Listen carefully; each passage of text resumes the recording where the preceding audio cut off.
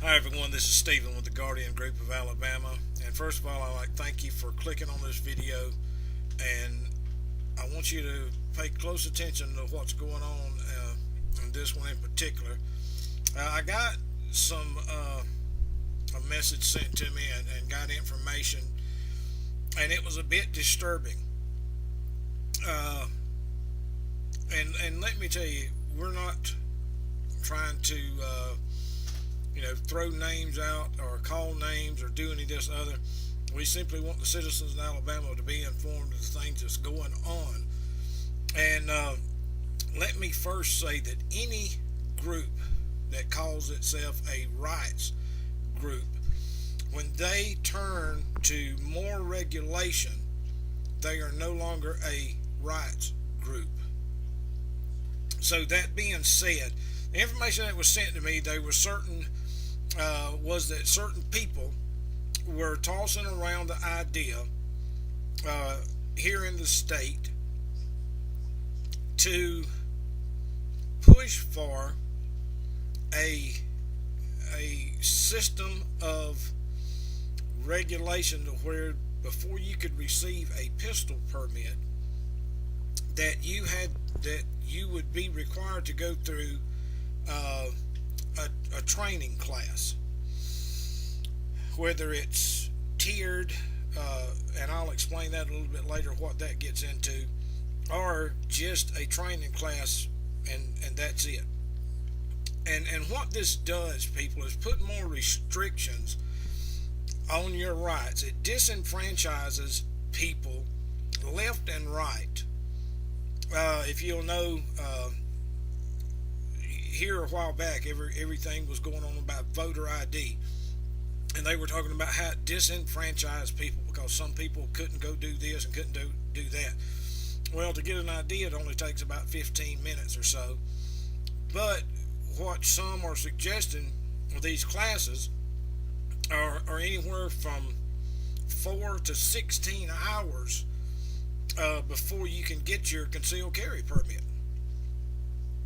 Now that doesn't sound like rights to me. That's more infringement.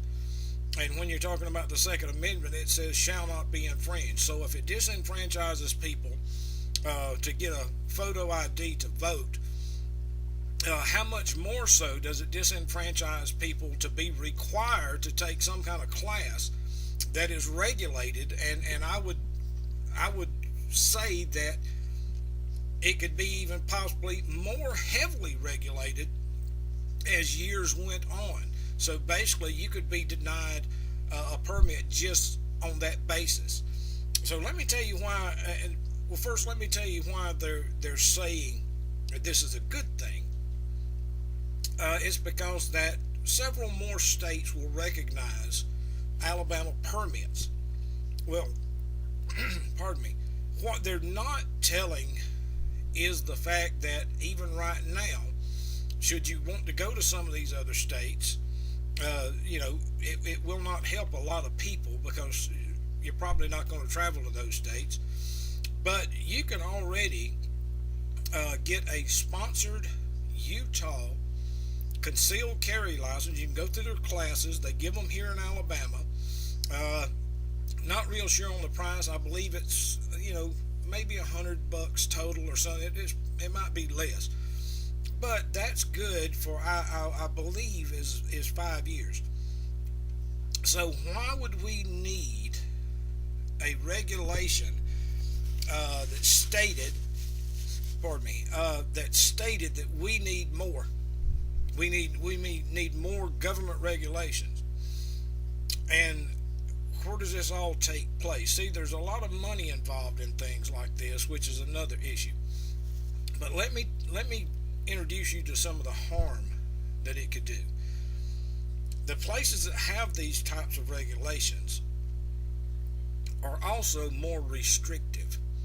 Let's say, just for instance, let's say you have a class 1, class 2, and class 3. And your basic is a class 1. Your intermediate, class 2, and the higher level, class 3. The signs that everybody's having a problem with now, in most cases, would hold the weight of law then. Also, if that level of permit that you carry, you would be restricted in the other two and three categories there, which means you would add more restriction. Now there'll probably be some that comes back and comes up with all these grand ideas, but the point in any time that you include more restrictions, more government oversight, you're creating a problem for citizens, for law-abiding citizens. Now they can sugarcoat this and paint a pretty picture and put lipstick on a pig all they want to. But if you're willing to go along with this, there's repercussions. What about people that they can very well defend themselves in their home or when they go somewhere, but they aren't physically able to go through an 8-hour class? Are they not disenfranchised then? What about people that seemingly have a hard time getting a photo ID, which that's another argument. But what about that? How many people are going to be put off, maybe not be able to make it to a class? And your first little bit of startup, there's going to be a lot of money involved. Where's that going to come out of? Taxpayers. So all this leads to is just more regulation, and it sounds more like the left out of Washington and their agenda of trying to punish law-abiding citizens and their right to own and carry a firearm than it does to put anything rights in there. That to me doesn't fit together. Anytime you have systems like this and there's a regulation, there's a rule in place that is mandatory, you've got problems. Then they can add to those regulations and rules, and it's also mandatory. So you see, this is a very slippery slope to even consider. Now, some would say, well, what if it's voluntary? Well, that would be good, except there's a lot of things that's voluntary and then become mandatory. So see, that's the slippery slope that you're heading down when even discussing this kind of thing. So please be aware that anyone that is talking about putting forth these measures in the state of Alabama, I don't care who they are, if they're talking about a mandated course, then that's not good for law-abiding citizens. Now, should you take a course? Sure, if you choose to, that should be your own free will, though, to go do that. And should you need to go to the other states, there's avenues to take to do that. So the pros of it doesn't outweigh the con. You're not really gaining a whole lot. What you're doing is putting a lot of money in somebody's pocket that's going to be over this type of system, whether it's the state or they contract it out through a private firm or whatever that might be. So pay close attention to anyone that starts, coming up with this. We need a regulated safety class that's required before you can get a permit. Be very leery, because that is what the left wants. That's what all the anti-gunners want. They want more regulations, more stipulations, more things that say you've got to jump through this hoop before we allow you to have your constitutional rights. That's not the way it works in the United States. Those constitutional rights are there to remind the government of their place. It's not up to the government to put more regulation, and anybody that would want more regulation is nothing more than an agent of the leftist government that would push this kind of agenda. Now, I'll probably get some slack out of this. That's okay. I'm a big boy. I've got tough skin. But I guarantee you, they cannot prove it wrong.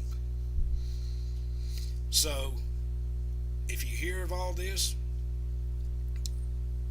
just think about it. If you hear all it's going to be ice cream and cake, there's a price for that ice cream and cake. And even though it may not be told to you to start with, it will be in the form of an infringement of your rights. So let's fight this. Let's fight this. If this comes out, now I'm not sure that it will, but if it does, we are going to have to fight this agenda. Because I'm personally, if I want to take a safety course, that's up to me. Or a course on the laws or anything else. That's my decision. I don't think we should tolerate it being mandated. I'm no longer a child, and therefore I don't need to be slapped on the wrist and something mandated to me and forced upon me to say you have to do this before you can exercise your constitutional rights. If that's the case, I know a lot of journalists that need to go back to a mandated class. So you see where that goes with that? Why are we putting all these or wanting all these mandated extremes put on the Second Amendment, but everything else just runs amok? So we will have more on this. We're trying to get a lot more information, and hopefully within the next little while we will have more information to bring to you. I just put this together real quickly after getting this information. So please be on the lookout for this. Let us know, and make sure to voice your opinion that you do not